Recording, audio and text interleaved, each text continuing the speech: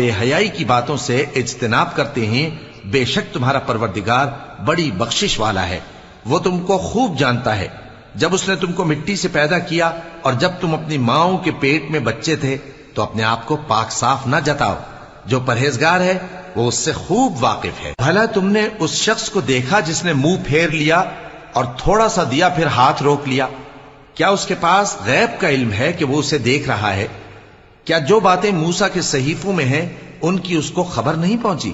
اور ابراہیم کے صحیفوں کی جنہوں نے حق اطاعت اور رسالت پورا کیا، وہ یہ کہ کوئی شخص دوسرے کے گناہ کا بوجھ نہیں اٹھائے گا، اور یہ کہ انسان کو وہی ملتا ہے جس کے لیے وہ محنت کرتا ہے، اور یہ کہ اس کی محنت کا جائزہ لیا جائے گا، پھر اس کو اس کا پورا پورا بدلہ دیا جائے گا، اور یہ کہ تمہارے پروردگار ہی کے پاس پہنچنا ہے۔ اور یہ کہ وہ ہنساتا اور رلاتا ہے، اور یہ کہ وہی مارتا اور جلاتا ہے۔